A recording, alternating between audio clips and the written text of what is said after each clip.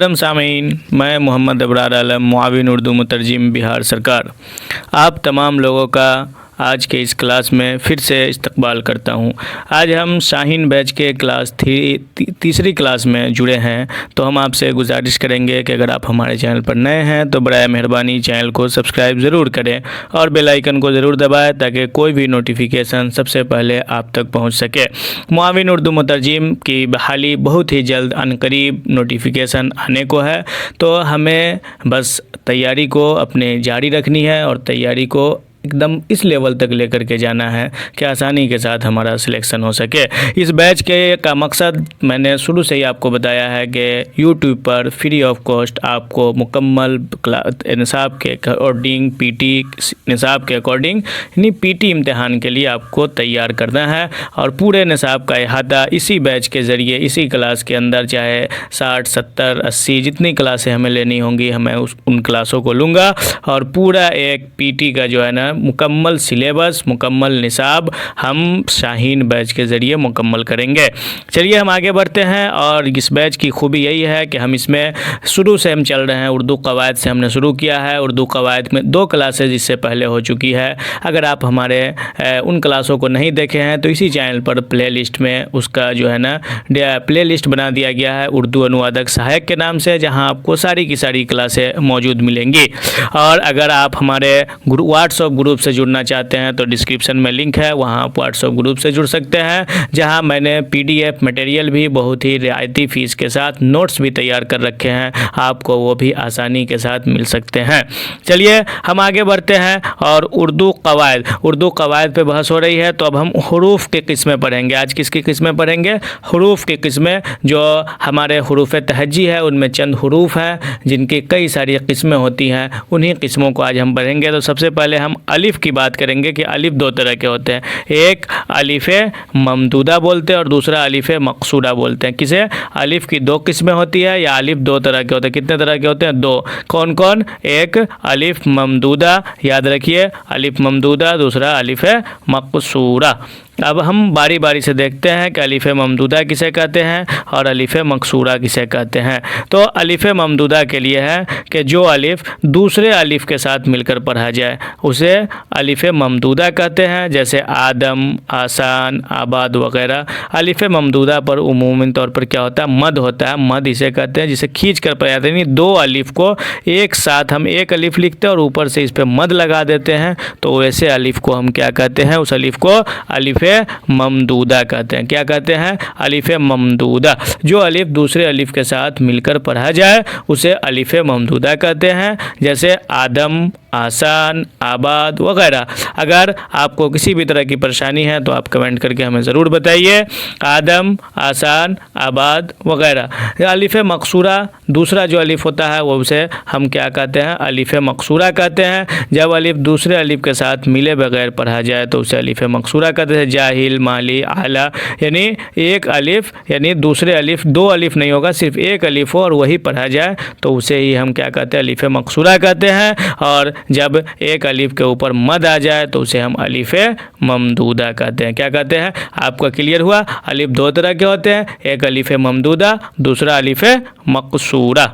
चलिए आगे बढ़ते हैं। नून की 2 किस्में, नून भी 2, एक नून ज़ाहिर और दूसरा नून गुन्ना। 2 तरह का नून होता है, एक नून ज़ाहिर और एक नून गुन्ना, समझे? चलिए आगे बढ़ते हैं। नून ज़ाहिर, जब नून साफ पढ़ा जाए तो उसे नून ज़ाहिर कहते हैं। ज़ाहिर से ही समझ में आ रहा है कि वह ज़ाहिर होकर के पढ़ा जाए, खुले तौर पर साफ साफ पढ़ा जाए। जैसे इंसान के अंदर जो नून है, ईमान, निशान, मकान, इन सब में जो नून इस्तेमाल है इसे हम नून ज़ाहिर कहते हैं। और अगला हम देखेंगे नून गुन्ना। जब नून नाक से पढ़ा जाए तो उसे नून गुन्ना कहते हैं। आम तौर पर नून गुन्ना में नुक्ता नहीं दी जाती, जैसे कहाँ, माँ, ऊंचा, इसमें नुक्ता भी है लेकिन ऊंचा, तो इस जगह जो है कि ये नाक से इस नून को हम पढ़े हैं तो इसे हम नून गुन्ना कह सकते हैं। तो और ये माँ, कहाँ, इन सब अल्फाज में जो नून इस्तेमाल है उसे नून गुन्ना कहा जाता है। चलिए आगे बढ़ते हैं। अलिफ़ की किस्में हमने पढ़ा, नून की किस्में पढ़ा, बहुत ही बेसिक से चल रहे हैं और कल से हम लफ्ज़ की किस्म की तरफ बढ़ेंगे। कलमा पे बहस करेंगे, इस्म, फ़ेल, हर्फ पे बहस होगी, इसमें ज़ात, इस फिर इस्म की किस्में और क्या बोलते हैं फिर फेल की केस में फिर हम वहाँ से अपना जो है ना ट्रैक बढ़ाने की कोशिश करेंगे। मौजू और मुहम्मल से हम शुरू करेंगे। इससे पहले ये बेसिक खाका आपके दिमाग में मैं डाल रहा हूँ ताकि वहाँ तक पहुँचने से पहले आपको आसानी हो, और मुकम्मल कवायद हम एक बार पढ़ेंगे और साथ में मैं आपको बताता चलूँ कि हम प्रैक्टिस सेट भी करेंगे, थ्योरी क्लास भी करेंगे। पूरी तैयारी हम इसी बैच के ज़रिए करेंगे। अगर आप कहीं नहीं भी घूमें और सिर्फ मेरे इस बैच के साथ आप जुड़े रहें और मेरे स्टडी मटेरियल जो मैंने तैयार कर रखा है स्टडी नोट्स, आप उससे बहुत ही ये क्लास आपको फ्री ऑफ कॉस्ट मिल जाएंगे। स्टडी मटेरियल के लिए बहुत ही मामूली फ़ीस रखा गया है, उसके साथ आप स्टडी मटेरियल हासिल कर लें और ये क्लास देखते रहे, आपका बेड़ा आसानी के साथ पार हो सकता है। क्योंकि मैं खुद एक मुआविन उर्दू मुतरजिम के तौर पर बहाल हूँ, तो हमें पता है कि आपको कहाँ कहाँ मदद की ज़रूरत है और कहाँ आपको किस हिसाब से आपकी तैयारी करानी चाहिए, किस हिसाब से आप पढ़ेंगे ताकि आप आसानी के साथ सिलेक्ट हो सके। क्योंकि तादाद बिहार सरकार में हुकूमत बिहार या उर्दू डायरेक्टरेट की तारीख में 1951 पोस्ट मुआविन उर्दू मुतरजिम की ये पहली बार आ रही है पूरे बिहार की तारीख में। इसलिए कमर कस लीजिए और इससे अच्छा मौका आपको कहीं नहीं मिलने वाला है। तो उर्दू वालों के लिए अजीम तोहफ़ा हम समझे, एक नायाब तोहफ़ा की तरह इसे कबूल करें। और फिर इसके लिए कंपटीशन भी ज़्यादा होगा, तो हमें कंपटीशन को नहीं देखना है। 1951 में बस इतना सोचना है कि एक सीट हमारा कंफर्म हो जाए और उसी एक सीट की बदौलत हम नौकरी पा सकते हैं। चलिए आगे बढ़ते हैं, वाव को देखते हैं। वाव की भी 3 किस्में होती है। कितनी किस्में होती है? 3। वाव मारूफ, वाव मजहूल और वाव मादूला। वाव मारूफ वह वाव जो खींच कर पढ़ा जाए उसे हम वाव मारूफ कहते हैं। जैसे खूब, इससे पहले हम वाव से पहले पेश लगाते हैं और क्या बोलते हैं कि इसे हम खूब खींच कर पढ़ते हैं। खूब, दूर, नूर, इसे वाव को हम खींच कर पढ़ रहे हैं तो इसे वाव मारूफ कहते हैं। वाव मजहूल वह वाव जो खींच करना पढ़ा, जैसे शोर है, मोर है, ज़ोर है, इस सबको हम शूर, मूर, ज़ोर नहीं पढ़ सकते। तो जिसे हम खींच कर पढ़ेंगे उसे वाव मारूफ, जिसे बिना खींचे पढ़ेंगे उसे हम वाव मजहूल कहेंगे। मजहूल, वाव मजहूल और वाव मारूफ। और तीसरा जो है वह क्या है? वाव मादूला। तीसरा का क्या नाम है? वाव मादूला। वह वाव जो लिखा जाए मगर पढ़ा ना जाए। वह वाव जो लिखा तो जाता है मगर पढ़ा नहीं जाता, जैसे ख्वाब, ख्वाजा, खास वगैरह। तो इसी तरह दस्तरखान, दस्तरखान। तो इसमें जो वाव इस्तेमाल है इसे हम वाव मादूला कहते हैं। जो लिखा जाता है पढ़ा नहीं जाता उस वाव को हम क्या कहते हैं? वाव मादूला कहते हैं। जो खींच कर पढ़ा जाता है उसे वाव मारूफ कहते हैं। मतलब आप लोग को समझ में आ रहा है कि नहीं? आप एकदम बिल्कुल कॉन्सेप्ट को क्लियर करते हुए चलिए। ऐसा ना हो कि मैं क्लास कराता जाऊँ और आपका कॉन्सेप्ट क्लियर ना हो, इसलिए मैंने बेसिक से शुरू किया है। तो वाव मारूफ, वाव मजहूल और वाव मादूला, इसमें से बहुत सारे लोग जानते भी होंगे, ऐसा नहीं है। आप बस बने रहिए, धीरे धीरे हमारा लेवल बढ़ेगा। अब हा की 2 किस्में हैं, हाय मलफूजी और हाय मुख्तफ़ी। हाय मलफूजी वह है जो साफ़ और वाज़े पढ़ा जाए, जैसे नून ज़ाहिर की तरह हाय मलफूजी हो, जैसे चाह, राह, माह वगैरह। हाय मुख्तफ़ी वह है जो सिर्फ हरकत को ज़ाहिर करने के लिए आए, तलफ़ुज़ अदा ना किया जाए, जैसे परिंदा, जिंदा वगैरह। परिंदा, जिंदा, ऐसा लगता है कि हम आखिर में जैसे क्या बोलते हैं कि हम आखिर में अलिफ का ये कर रहे हैं, लेकिन परिंदा, जिंदा ये सब, लेकिन हम क्या करते हैं, ये वाव हरकत को जाहिर करने के लिए तो आता है, परिंदा, जिंदा, लेकिन इसको हम पूरी तरह से तलफ़ुज़ अदा नहीं किया जाता, इसे हाय मुख्तफ़ी कहते हैं। अब या की 2 किस्में हैं, या मारूफ, या मजहूल, और ये सेम टू सेम वाव की तरह है। जिस तरह से वाव मारूफ, वाव मजहूल था, उसी तरह या मारूफ और या मजहूल है। या मारूफ किसे कहेंगे? वह या जो खींच कर पढ़ी जाए, जैसे अमीर, गरीब, वसी वगैरह। और या मजहूल वह या जो खींच कर ना पढ़ी जाए।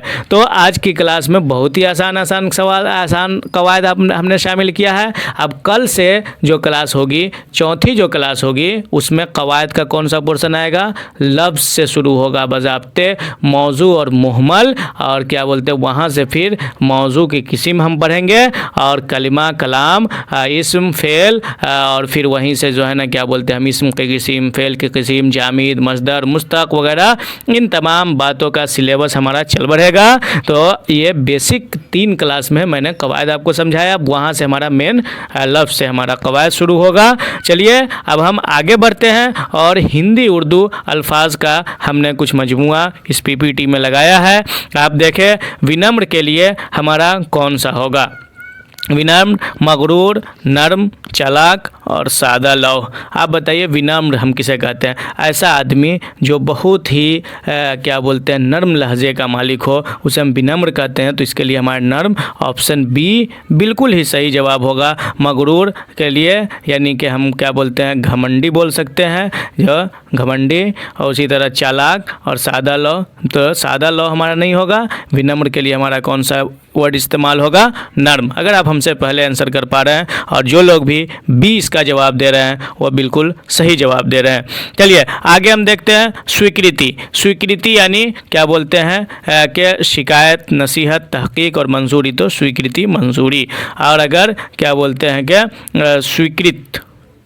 स्वीकृत रहता, अगर इसी में हिरसी स्वीकृत रहता सिर्फ स्वीकृत, तो इसको हम क्या बोलते हैं? मंजूर। अगर हमारा सिर्फ और सिर्फ स्वीकृत रहता तो इसका जवाब क्या होता? मंजूर। निवारण। निवारण यानी क्या बोलते हैं इलाज, सबब, रुकावट या हल। क्या होगा? तो हल होगा। निवारण यानी फले चीज़ का निवारण कीजिए, कोई भी मसले का हल या मसले क्या बोलते हैं कि निवारण करना, हल करना। निवारण यानी हल। चलिए आगे बढ़ते हैं। 4 नंबर पे देखते हैं समर्पण। समर्पण के लिए कौन सा वर्ड इस्तेमाल होगा? सही होगा आगाज़ होगा, इंतकाम होगा, सुपुर्दगी होगा या मंसूबा होगा। आगाज़ हमारा नहीं होगा,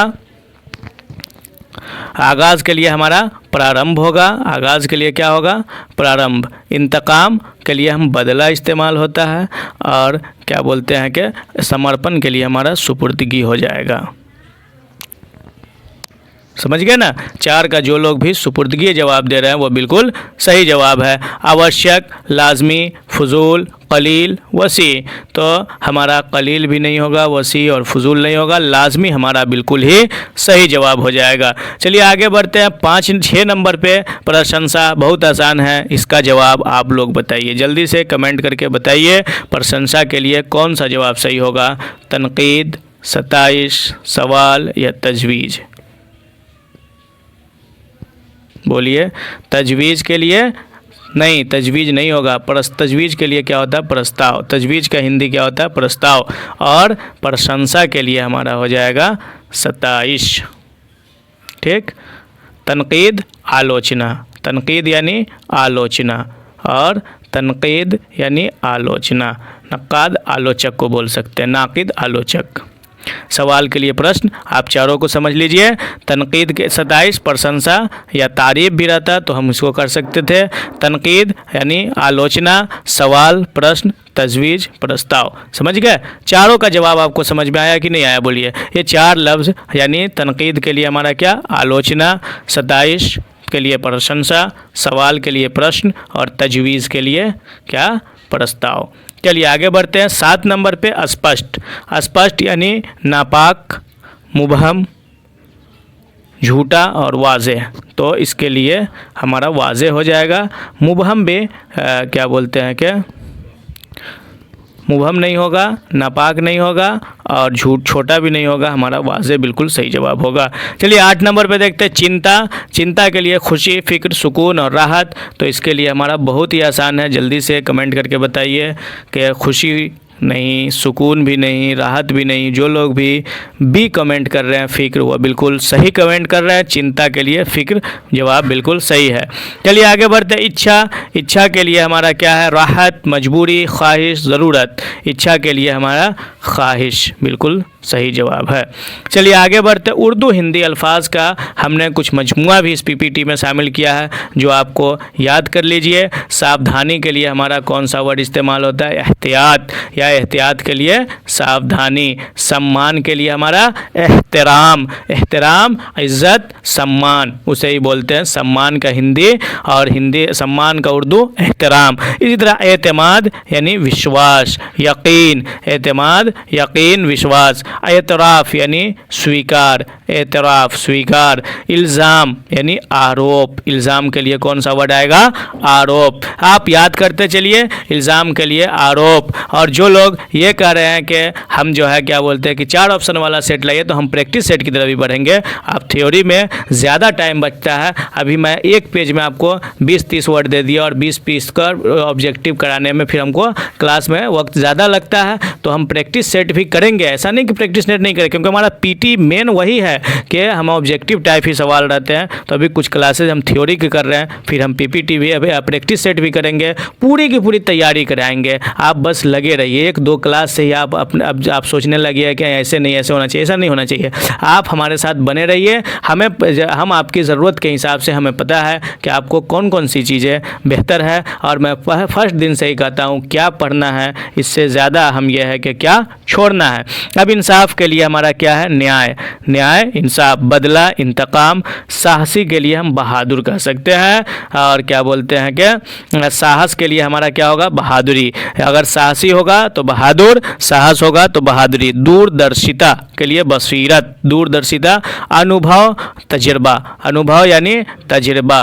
कष्ट तकलीफ़। अनुसंधान तहक़ीक़, तहक़ीक़ अनुसंधान, तहक़ीक़ के लिए अनुसंधान। चलिए आगे बढ़ते हैं। वाहिद जमा पे हम देखते हैं। वाहिद जमा मुसीबत का जमा क्या होगा? मसाइब। इस तरह फ़वाइद जमा है, इसका वाहिद फ़ायदा। कायदा की जमा क़वाइद। ज़ाब्ता की जमा ज़वाबित। काफ़िला क़वाफ़िल। कबीला क़बाइल। फ़ज़ीलत फ़ज़ाइल। वसीला वसाइल। समझ रहे हैं ना? हादसा की जमा क्या होगी? हादसा हवादिस। शाहिद शुहूद। मोमिन मोमिनीन। काफिर कुफ़ार। इसी तरह गुलाम की जमा गिलमान, गुलाम की जमा क्या होगी? गिलमान। सुल्तान सलातीन। अमानत अमानात। आदत आदात। हकीकत हक़ाइक़। ज़रूरत ज़रूरियात। सलाहियत सलाहियात। इसी तरह मौजूद मौजूदात। मामला मामलात। मुश्किल मुश्किलात। इस तरह से मैंने 20 से 25 वर्ड आपको इस पीपीटी में मैंने दिया है। और अगर हम डेली का डेली 25 वर्ड ही हम अगर 20 वर्ड ही हम मान के चले, तो एक वक्त आएगा कि हम 50 क्लास में 1000 वाहिद जमा हमें याद होंगे। और वो 1000 वाहिद जमा अगर हमें याद हो गए, इस तरह 20 अगर हम हिंदी से उर्दू और उर्दू से हिंदी वर्ड याद कर रहे हैं, तो 50 क्लास में हमें 1000 वर्ड याद होंगे। और 1000 वर्ड हमें जिस दिन याद हो जाएगा, हमारा पीटी चुटकी में निकल जाएगा। इसलिए आप घबराए नहीं, पूरी की पूरी तैयारी इंशाल्लाह इनकी इसी चैनल पर आपको जो है ना मैं पूरी तैयारी कराऊंगा। एक तैयारी आपको एक इसकाल, एक छोटी से छोटी चीज़ों की कमी खराबी, जो भी कमी होगी उनको कमी को मैं आपके सामने रखूँगा। जो भी गाइडलाइन होंगे उन गाइडलाइन को आपके सामने रखूँगा। तो आप बस हमारे साथ बने रहिए, हमें पता है कि आपकी तैयारी कैसे करानी है। चलिए अजदाद पे अब हम बहस करेंगे। अजदाद यानी कामयाब, कामयाब यानी नाकाम, उल्टा। अजदाद यानी उल्टा, कामयाब का उल्टा क्या होगा? नाकाम। रोशन तारीख। कदीम यानी पुराना। जदीद यानी नया। वसी महदूद, वसी यानी बहुत फैला हुआ, महदूद एकदम जो है ना छोटा सा, जो अपने हद के अंदर हो। शाद नाशाद। आबाद वीरान। साबित मुतजलजल, साबित यानी एकदम को कहते हैं ठोस है, मुतजलजल हिलता हुआ लड़खड़ाता हुआ, इसी से है जलजला। लतीफ़ कसीफ। इसी तरह शरीफ रजील। कामिल नाकिस। सरीह मुबहम, सरीह यानी वाज़ेह मुज़ाहत के साथ, मुबहम यानी जो वाज़ेह ना हो। रोशन मध्यम। आकिल अहमक। सालेह फासिद या बद। समझ रहे ना? मोतबर हकीर। बुलंद पस्त। मोहतात बेपरवाह। मसरूर मगमूम, मसरूर यानी खुश, मगमूम यानी गमगीन। आजिज़ मुतकब्बिर। कसीर कलील, कसीर कलील। उसी तरह मुफीद मुज़िर। लायक के लिए नालायक। मुती सरकश, मुती यानी फरमाबरदार, सरकश यानी जो बदमाश किस्म का हो। कवी मजबूत, ज़ईफ़ कमज़ोर। सखी बखील। मुस्तकिल आर्जी। तो इस तरह से हमने अजदाद को भी देखा। अब आगे हम देखते हैं उर्दू हिंदी जुमले, यानी हिंदी उर्दू जुमले का हम जो है ना ट्रांसलेशन की तरफ बढ़ते हैं, क्योंकि पीटी सिलेबस में हमारा उर्दू हिंदी जुमले, उर्दू हिंदी अल्फाज, वाहिद जमा, तज़कीर व तानीस, अजदाद और कवायद, इसी से हमारी बहस होती है और कुछ कवायद भी है और कुछ जीके भी शामिल किया जाता है। कल से इंशाल्लाह अगली क्लास में मैं पूरी की पूरी कोशिश करूँगा जीके को भी शामिल करने का। इल्मी तरक्की के बगैर माशरती खुशहाली मुमकिन नहीं। इल्मी यानी शैक्षिक, तरक्की विकास के बिना माशरती सामाजिक खुशहाली समृद्धि मुमकिन संभव। एक साथ देखिए कितने वर्ड आ गए। तो शैक्षिक विकास के बिना सामाजिक समृद्धि संभव नहीं। इल्मी तरक्की के बगैर तो शैक्षिक विकास के बिना माशरती खुशहाली सामाजिक समृद्धि मुमकिन नहीं है, संभव नहीं है। चलिए आगे बढ़ते हैं। कुदरती वसाइल की हिफाजत हमारी जिम्मेदारी है। कुदरती वसाइल की हिफाजत हमारी जिम्मेदारी है। प्राकृतिक, कुदरती यानी प्राकृतिक, वसाइल संसाधन, वसीला इसी से है, वसाइल संसाधन, वसीला की जमा क्या है, वसाइल। हिफाजत संरक्षण, हिफाजत के लिए कौन सा वर्ड होगा, संरक्षण। हमारी जिम्मेदारी है, हमारा दायित्व भी होना चाहिए। हमारा दायित्व कह सकते हैं, जिम्मेदारी भी इस्तेमाल है, लेकिन अगर इससे बढ़िया क्या होगा, हमारा दायित्व। पीपीटी में थोड़ा सा मिस्टेक है, तो जिम्मेदारी भी इस्तेमाल होता है, इसलिए मैंने ये लगा दिया है। इंसानी हुकूक का एहतराम हर मुआशरे की बुनियाद है। इंसानी हुकूक यानी मानव अधिकारों का सम्मान एहतराम मुआशरे हर समाज की नींव है। तो आप समझ गए, इंसानी हुकूक का एहतराम हर मुआशरे की बुनियाद है। मानव अधिकारों का सम्मान हर समाज की नींव है। चलिए आगे बढ़ते हैं। तरक्की के लिए जदीद टेक्नोलॉजी का इस्तेमाल लाजमी है। तरक्की के लिए, तरक्की यानी विकास, जदीद टेक्नोलॉजी आधुनिक तकनीक का इस्तेमाल उपयोग लाजमी अनिवार्य है। विकास के लिए आधुनिक तकनीक का उपयोग अनिवार्य है। 5 नंबर पे देखते हैं। माहौल की आलूदगी के बायस सेहत पर संगीन असरात मुरतब होते हैं। पर्यावरण प्रदूषण, माहौल की आलूदगी यानी पर्यावरण प्रदूषण के कारण सेहत पर, स्वास्थ्य पर संगीन गंभीर प्रभाव पड़ते हैं, संगीन असरात मुरतब होते हैं। चलिए 6 नंबर पे देखते हैं। तालीम मुआशरे की तामीर में कलीदी किरदार अदा करती है। तालीम यानी शिक्षा, मुआशरे समाज तामीर निर्माण कलीदी महत्वपूर्ण किरदार भूमिका निभाती है। शिक्षा, तालीम मुआशरे की तामीर में कलीदी किरदार अदा करती है। शिक्षा समाज के निर्माण में महत्वपूर्ण भूमिका निभाती है। चलिए 7 नंबर पे देखते हैं। सकाफ़त की बका वक्त के साथ रिवायात की पासदारी से मुमकिन है। सकाफ़त यानी संस्कृति, बका संरक्षण, रिवायात समय के साथ परंपरा, वक्त के साथ, वक्त यानी समय, पासदारी पालन से संभव है। आप एक साथ देखिए कितने सारे अल्फाज अहम जुमले हैं ये। संस्कृति का संरक्षण समय के साथ परंपराओं के पालन से संभव है। चलिए फलाही प्रोग्रामों से गुर्बत में कमी आती है। फलाही कल्याणकारी, फलाही यानी कल्याणकारी, फलाह कल्याण, समझ गए ना। इसी से है हमारा, जैसे हम कहते हैं ना कि अल्पसंख्यक कल्याण, तो उसे हम अकलियती फलाह बोलते हैं। इसी तरह जिला कल्याण तो जिला फलाह। तो कल्याणकारी कार्यक्रम, प्रोग्राम यानी कार्यक्रम, प्रोग्राम यानी कार्यक्रम। गुर्बत गरीबी से में कमी आती है। चलिए कल्याणकारी कार्यक्रमों से, फलाही प्रोग्रामों से गरीबी में कमी आती है। आगे बढ़ते हैं 9 नंबर पे। माशी इस्तेहकाम के लिए सरमायाकारी ज़रूरी है। सरमायाकारी आर्थिक स्थिरता के लिए निवेश आवश्यक है। सरमायाकारी निवेश, माशी आर्थिक इस्तेहकाम स्थिरता ज़रूरी लाजमी दोनों के लिए आवश्यक इस्तेमाल होता है।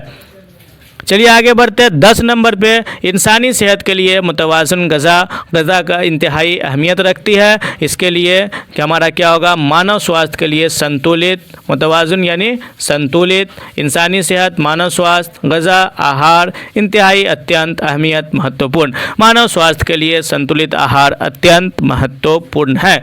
हम आपसे एक बार फिर गुजारिश करेंगे कि अगर आप हमारे चैनल पर नए हैं तो चैनल को सब्सक्राइब ज़रूर करें, बेल आइकन को दबा लें ताकि कोई भी नोटिफिकेशन सबसे पहले आप तक पहुंच सके। चलिए आज की क्लास हम यहीं पर ख़त्म करते हैं और आज 3 क्लास हमारा मुकम्मल हुआ और अगली क्लास से हम फिर नए तरीके से हम पूरे सिलेबस का अहाता करने की कोशिश करेंगे और धीरे धीरे हम अपनी कदम को मंजिल तक पहुंचाने की कोशिश करेंगे। बहुत बहुत शुक्रिया। मैं मोहम्मद अबरार आलम, मुआविन उर्दू मुतरजिम, बिहार सरकार।